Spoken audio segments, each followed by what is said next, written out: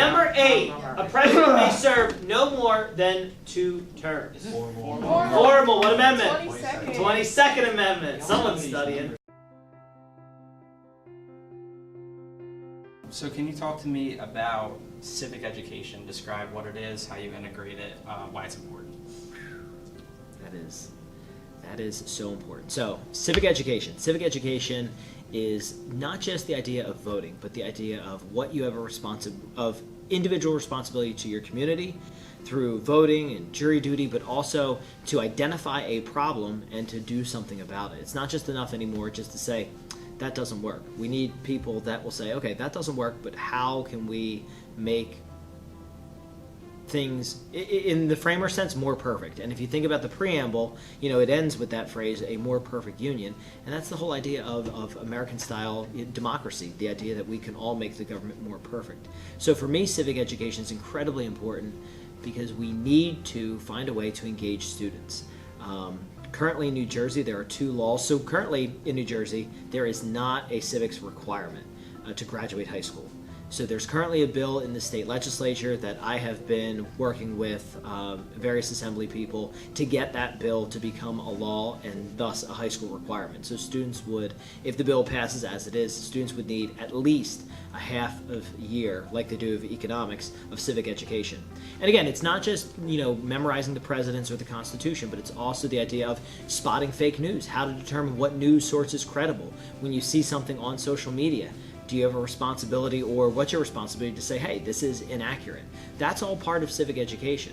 And hopefully is going to play a bigger role, in the future, because I think we do a very poor job of, and when I say we, I don't mean educators individually, but the system as a whole around the country, we do a poor job of educating the students. We need to do better. After working with the Washington internship program, I interned for Congressman Rob Andrews. I then got a job with him, and I was his what's called legislative correspondent.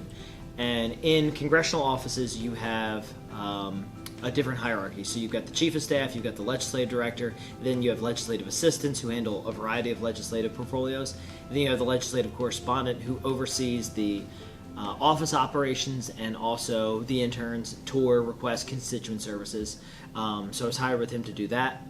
I left his office to run a congressional campaign in 2016. It was Chris Carney for Congress. We won. That was the year of a blue wave.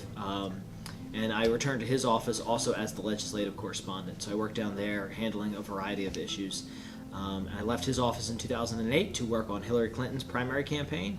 And when she was defeated by Senator Obama, I worked as a field coordinator in his campaign. And then I kind of hung up my political hat and then started teaching. The picture on the wall of President Clinton and I, that was from a nonprofit dinner that I took my colleague Mr. Walter to. I was friends with the guy in the speaker's office who had just got me tickets, but that actually was the 3rd or 4th time that I met President Clinton. The first time I met President Clinton was when I was in high school. He had just left office, and I'll never forget, being 16 and asking him what it takes to hold elected office, and he gave me 3 pieces of advice. He said, always surround yourself with diverse people. And oddly enough, he said, don't pay attention to what you see in the news, and in particular, he called out Fox News, and he said, you've got to recognize the good forces and follow what he called were the trend lines. And I asked him, I said, what do you mean trend lines? And he said, you'll see a lot of news change day to day, good versus bad, but if you look at the overall trend of history, it's ultimately towards progress, which I thought was a very unique lesson. So I met President Clinton a couple times. In that instance, it was in the end of the school year, so I had the opportunity to meet with him and speak with him again. And then the portrait or the picture of Joe Biden and I, that was from this past November, so that's November of 2017. He's on his book tour, Promises to Keep, so we had the opportunity to meet him and talk with him, which was pretty unique. I think I am uniquely served because of my time in Washington. The experience in Washington, although it was only 2 to 3 years, but the intensity of working in Washington gives you a depth and breadth of experience. For example, during the last 2 years of President Bush's administration, I attended 2 states of the Union.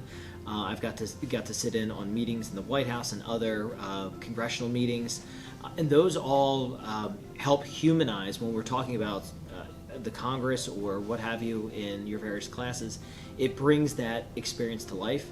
And one thing I've learned about teaching is as you get older, you become a great storyteller.